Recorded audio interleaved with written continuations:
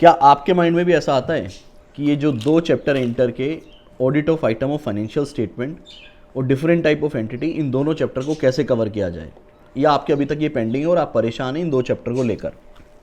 तो देखिए, जितने प्यार से मैं चाय पी रहा हूँ ना, उतने प्यार से तो ये दो चैप्टर नहीं हो पाएंगे। बेसिकली इन दो चैप्टर को करने के लिए आपको प्रॉपर प्लानिंग भी करनी पड़ेगी और प्रॉपर टाइम भी आपको डिवोट करना पड़ेगा इन दो चैप्टर के लिए। आपको पता है ये दोनों ही चैप्टर तकरीबन आपके 15 मार्क्स ईच कवर करता है। इसका मतलब दो चैप्टर की कवरेज आपकी 30 मार्क्स तक आपके एग्जाम में आने वाली है। अब मुद्दा ये आता है, आप करना तो चाहते हो बट कर नहीं पा रहे हो, तो क्या है इसका सॉल्यूशन, वो मैं आपको बताने वाला हूँ। आपको सबसे पहले क्या करना है, डिफरेंट टाइप्स ऑफ एंटिटी की मैं बात कर रहा हूँ, आपको नंबर ऑफ एंटिटीज़ को काउंट कर लेना है। For example, you have 12 different types of entity and one government audit. मान लीजिए आपके पास टोटल 15 कंसेप्ट हैं। उसी तरह से अगर मैं audit of item of financial statement की बात करूं तो अदर देन डिस्क्लोजर्स रिक्वायरमेंट, मान लीजिए आपके पास 20 कैप्शंस है जिस पे आपको काम करना है। दोनों चैप्टर की मैं अलग अलग बात करूंगा, लेकिन लेट्स से आपको 35 कंसेप्ट्स पे काम करना है, मैं ये बोल सकता हूं। तो सबसे पहले हम पकड़ते हैं audit of different types of entity, क्योंकि वो एक थियोरेटिकल पेपर है। अगर आपको बेसिक नॉलेज है ऑडिटिंग की तो आप उस चैप्टर को आराम से कवर कर सकते हैं। उसके लिए आपको एडवांस नॉलेज की रिक्वायरमेंट नहीं है, क्योंकि उसके अंदर टीओसी, टीओडी, इन सब बातों की जिक्र नहीं होती। बस स्पेसिफिक 4-5 पॉइंट आपको याद करना है। तो अब आपको बता रहा हूं कैसे कवर करना है। आप क्या कीजिएगा, डेली बेसिस पे स्पेशली इस चैप्टर को 2 घंटे अलग से दीजिए और एक दिन में सिर्फ आप 3 या 4 कैप्शन को कवर कीजिएगा। जैसे आपने एक दिन पढ़ा ऑडिट ऑफ होटल, एक दिन उसी दिन आपने दूसरा कंसेप्ट पढ़ा audit of charitable institution, NGO, ठीक है, और आपने कवर कर लिया मान लीजिए हॉस्पिटल। ये 4 आपने एंटिटी को कवर किया। आपको देखने को मिलेगा कि मोर और लेस कुछ पॉइंट आपके कॉमन होते हैं हर कैप्शन के अंदर, और तकरीबन 4 या 5 पॉइंट यूनिक होते हैं जिसे मैं स्पेसिफिक पॉइंट्स बोलता हूं।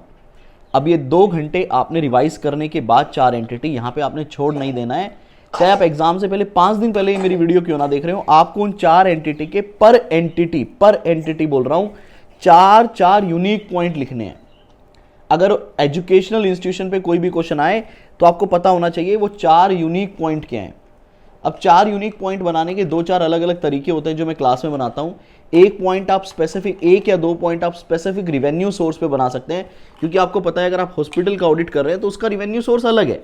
अगर आप मैं एजुकेशन का ऑडिट कर रहा हूं उसका रिवेन्यू सोर्स अलग है, एक थिएटर का रिवेन्यू सोर्स अलग है।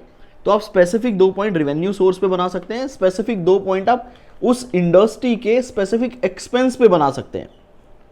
जैसे कि अगर हम बात करें हॉस्पिटल का स्पेसिफिक एक्सपेंस क्या हो सकता है, उसके अंदर जो मशीनरीज होती है, जो इक्विपमेंट्स होते हैं वो हैवी कॉस्ट का होता है। एक ये हो गया, आपको हॉस्पिटल के अंदर ग्रांट्स वगैरह, डोनेशंस वगैरह मिलती है, एक ये सेकंड आप इस पॉइंट को कवर कर सकते हैं। एक्सपेंसेस में आप डॉक्टर की सैलरी को कवर कर सकते हैं, कंज्यूमेबल्स को कवर कर सकते हैं। तो आपने ना थोड़ा जजमेंट भी अप्लाई करना है, लकीर के फकीर मत बनिए।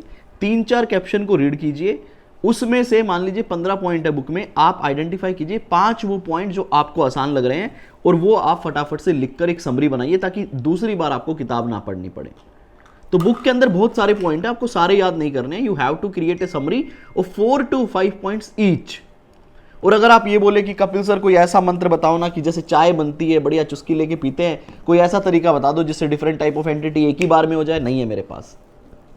आप गलत वीडियो पे हो, आपको शायद किसी दूसरी वीडियो पे जाना चाहिए, वो दवाई दे पाएंगे। मैं इस चीज़ की, इस बीमारी का मैं इलाज नहीं कर पाऊंगा।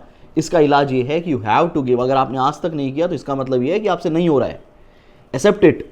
अगर अभी तक होना होता तो हो जाता, तो अगर नहीं हो रहा है तो आप उसको 4 दिन दे दो मेरे भाई। 16 कंसेप्ट है, डेली 4 कर लो यार, 2-2 घंटे। और अभी तो एग्जाम में समय है, आप डेली 4-4 भी करोगे तो 4 दिन में 15 नंबर हो गए। अरे 2 चैप्टर पेंडिंग है, 2 चैप्टर पेंडिंग है, 2 चैप्टर वो पेंडिंग ही रहेंगे 15 दिन तक। जितना हो सकता है उतना तो कवर करो। अगर एक हो सकता है तो एक कवर करो। तो सबसे पहले आप कवर करो audit of different type of entity को डेली ब्रेक कर दो। आप 4 कर पा रहे हो 4 करो, 3 कर पा रहे हो 3 करो, 2 कर पा रहे हो 2 करो, करो तो सही।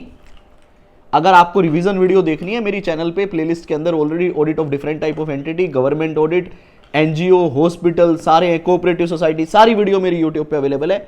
आपको अगर रिक्वायरमेंट है तो देखिए। हालांकि मैं बता सकता हूं अगर आपको ऑडिट की बेसिक नॉलेज है आप इस चैप्टर को सेल्फ कर सकते हैं, क्योंकि एक प्योर थियोरेटिकल चैप्टर है, इसके अंदर कोई एडवांस लेवल की नॉलेज रिक्वायर्ड नहीं है। आई होप आपको डिफरेंट टाइप ऑफ एंटिटी तो समझ आ गया हो। हालांकि YouTube पे मेरी नई वीडियो भी आएगी जिसके अंदर मैं क्विक रिवीजन करवाऊंगा, लेकिन एक और बात बताना चाहूंगा, मेरे क्विक रिवीजन के बाद भी आपको 4 दिन लगाने पड़ेंगे, क्योंकि याद तो आपको करना ही पड़ेगा। क्योंकि अगर पेपर में क्वेश्चन आया कि मान लो ऑडिट ऑफ होटल के अंदर पिलफ्रिज का एक क्वेश्चन आता है, वो बताओ आप, तो आप उसमें ब्लफ नहीं मार सकते, आप उसमें जनरल पॉइंट नहीं लिख सकते। अगर आप जनरल पॉइंट लिखोगे तो 4 में से आपको नंबर मिलेगा 0 और उसकी कोई वैल्यू नहीं है।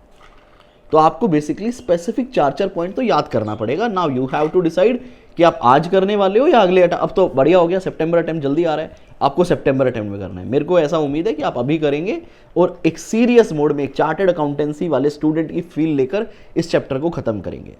Now let's move to the next chapter, audit of item of financial statement. ये चैप्टर जो है इसके लिए चाहिए जजमेंट, इसके लिए चाहिए ऑडिटिंग की डिटेल नॉलेज, इसी के साथ साथ आपको चाहिए सारे अकाउंटिंग स्टैंडर्ड की नॉलेज और एफआरएफ की रिक्वायरमेंट की नॉलेज, डिस्क्लोजर रिक्वायरमेंट की नॉलेज। तो आपका अकाउंटिंग का बेस यहाँ पे बहुत स्ट्रोंग होना चाहिए। अगर स्ट्रोंग नहीं है तो क्या ये चैप्टर छोड़ दें? बिल्कुल भी नहीं। आपको सबसे पहले मैं बताऊंगा कि आप कैसे कवर कर सकते हो, क्योंकि इसके लिए आपको डेफिनेटली गाइडेंस की रिक्वायरमेंट है। सबसे पहले आपको पता होना चाहिए अजर्शंस क्या होती है। एक फाइनेंशियल स्टेटमेंट में बैलेंस शीट अजर्शंस क्या होती है, इनकम स्टेटमेंट अजर्शंस क्या होती है, और डिस्क्लोजर में एक ऑडिटर को क्या देखना होता है। तो अजर्शंस की आपको नॉलेज होनी चाहिए, क्योंकि विदाउट अजर्शन आप इस चैप्टर को कर ही नहीं सकते। क्योंकि ऐसा होगा कि आपके पेपर में जो क्वेश्चन आएगा, जैसे हर बैलेंस शीट पे मान लो 6 अजर्शन होती है, आईसीआई आपसे 6 अजर्शन पे ऑडिट प्रोसीजर नहीं पूछेगा, वो आपसे किसी एक अजर्शन पे ऑडिट प्रोसीजर पूछेगा। और फिर उसके बाद आपको पता होना चाहिए हर अजर्शन पे कॉमन ऑडिट प्रोसीजर क्या क्या होते हैं। 3 से 4 ऑडिट प्रोसीजर आपको अजर्शंस वाइज पता होना चाहिए। तो ये ना 2 पेज की मैंने समरी बना रखी है जिस पे मैंने अजर्शंस वाइज ऑडिट प्रोसीजर लिखे हुए हैं। हालांकि अगर आपको आज तक नहीं पता कि अजर्शंस होती क्या है, या आपका बेस ठीक नहीं है, या आपने पहले कभी क्लासेस ली थी, आप भूल चुके हो, तो YouTube प्लेलिस्ट में audit of item of financial statement का मेरा तकरीबन 2 घंटे का वीडियो है, आप वो देखो। मैं आप उस वीडियो से आपको कंप्लीट चैप्टर के नोट्स मिलेंगे और ये बता सकता हूं कि आपको एक बेसलाइन मिल जाएगी इस चैप्टर को करना कैसे है। एक आपको एक कंसेप्ट का आपको नॉलेज मिल जाएगा, you can start the chapter. अब मैं आगे बढ़ रहा हूं, अब फेज 2 बता रहा हूं। फेज 1 में आपको अजर्शंस का नॉलेज होना चाहिए। फेज 2 में क्या होगा, अब मान लीजिए एक आपका कैप्शन है PPNE, property plant and equipment. इसमें आईसीआई आपसे पूछता है कि आप एडिशन का ऑडिट कैसे करोगे, डिलीशन का ऑडिट कैसे करोगे, कैपिटल वर्क इन प्रोग्रेस का ऑडिट आप कैसे करोगे। आपसे आईसीआई कुछ भी पूछ सकता है, सब कुछ आपके बुक का पार्ट है ये। यहां पे हम लोग ना ही तो कॉमन पॉइंट जो मैंने अजर्शन वाइज जो मैंने पॉइंट बताए हैं, वहां से हम ज्यादा पॉइंट नहीं निकाल पाएंगे, क्योंकि आईसीआई ने इन कंसेप्ट पे हमारी बुक पे स्पेसिफिक पॉइंट्स हैं। देखो 2 तरह से मैं कैटेगराइज कर रहा हूं पॉइंट्स को, एक जनरल पॉइंट, एक स्पेसिफिक पॉइंट। जैसे हमने डिफरेंट टाइप ऑफ एंटिटी में किया था, जनरल पॉइंट की कोई वैल्यू नहीं है बेटा, and we have to learn 3 और 4 स्पेसिफिक पॉइंट्स। तो audit of item of financial statement में भी आपने 3 या 4 कैप्शन डेली करने हैं, और हर कैप्शन के 3 से 4 स्पेसिफिक पॉइंट आपको अपनी नोटबुक में लिखने हैं। देखो ये कहावत जो बनी है ना, बूंद बूंद से सागर भरता, इसको जीवन में अप्लाई करो, हमने सुनी है। अगर आप एक कैप्शन भी करते हो, मैं कहता हूं यार टोटल 20 कैप्शन है, मेरे पास 15 दिन है, मैं डेली अगर एक कैप्शन या 2 caption different type of entity के करता हूं, 2 कैप्शन में आइटम ऑफ फाइनेंशियल स्टेटमेंट के करता हूं, तो आप यकीन मानिएगा ऑडिट का एग्जाम आने तक आपके दोनों चैप्टर कवर हो जाएंगे, and you will score 30 out of 30। 30 out of 30 ऐसा कैसे? क्योंकि यहां पे कोई भी क्वेश्चन जजमेंटल क्वेश्चन नहीं होता, कोई भी क्वेश्चन आईसीआई केस स्टडी का ऐसा नहीं बनाता जिसमें क्वेश्चन की रिक्वायरमेंट ना समझ आए। इन दोनों ही चैप्टर की सबसे खास बात यह है कि आईसीआई कितना भी लंबा चौड़ा क्वेश्चन क्यों ना बनाए, आखिरी में जाके आईसीआई बड़े स्पेसिफिक क्वेश्चन पूछता है कि आपको यह बताना है। लेकिन अगर मैं अदर चैप्टर्स की बात करूं, जैसे कि एनालिटिकल प्रोसीजर हो गया, ऑडिट डॉक्यूमेंटेशन हो गया, ऑडिट एविडेंस हो गया, इंटरनल कंट्रोल हो गया, रिस्क असेसमेंट हो गया, जितने भी आपके बाकी स्टैंडर्ड्स हैं, वहां पे आईसीआई केस स्टडी बनाता है। और एक इंटर के सीए स्टूडेंट को ये आइडेंटिफाई करना ही बड़ा मुश्किल हो जाता है कि इस क्वेश्चन की रिक्वायरमेंट क्या है। हालांकि bank audit, different type of entity और आइटम ऑफ फाइनेंशियल स्टेटमेंट में आईसीआई कभी केस स्टडी नहीं बनाता, और अगर बनाता भी है तो आपसे डायरेक्ट क्वेश्चन पूछता है। तो देखिए कोई शॉर्टकट नहीं है। अगर आप बोलो कि कपिल सर एक काम करो ना यार, कोई शॉर्टकट दे दो, हम अपना मिलाएंगे घर पे मिक्सी में और पी लेंगे, नहीं बेटा, नहीं पी पाओगे। आप ये वीडियो अभी भी देख रहे हो, फिर आपको सितंबर में भी देखनी पड़ेगी, और अगर यही हाल रहा तो नवंबर में भी देखनी पड़ेगी। इसलिए आपको डिसाइड करना है क्या आप 3-3 कंसेप्ट डेली बेसिस पे करने के लिए तैयार है, डेली अपने नोट्स बनाने के लिए तैयार है या नहीं। आपको लगेगा यार कपिल सर आपकी चार्ट बुक में स्पेसिफिक पॉइंट लिखे हुए हैं, मैं वहीं से कर लूंगा। अरे सब कुछ आप क्या करो, आप एक बार तो लिख लो यार, पेपर में पहली बार जाके पेन चलाओगे, तो मेरी वीडियो दोनों है, गाइडेंस भी है और थोड़ी सी आपके लिए हाश भी है, क्योंकि आज तक आपने वो बात नहीं की। ये बात मैं क्लास में बोल बोल कर थक गया कि डेली 2 कैप्शन कर लो, डेली 2 कैप्शन कर लो, डेली 2 क्वेश्चन लिख लो, लेकिन मुझे पता है 90% स्टूडेंट ऐसा नहीं करते हैं। लेकिन आप मेरे स्टूडेंट हो, नहीं भी हो तो ये वीडियो देख रहे हो, मेरा फर्ज बनता है मैं आपको सही गाइड करूं और एक रास्ता दिखाऊं कि आप आने वाले एग्जाम में अच्छे नंबर से पास हो जाएं। और उसका एक ही रास्ता है मेहनत। मेहनत कैसे करनी है वो मैंने आपको बता दिया। पूरा चैप्टर एक साथ लेके मत बैठो। 3 डिफरेंट टाइप ऑफ एंटिटी, तो थ्योरी पेपर है, आप निपटा दोगे वो चैप्टर।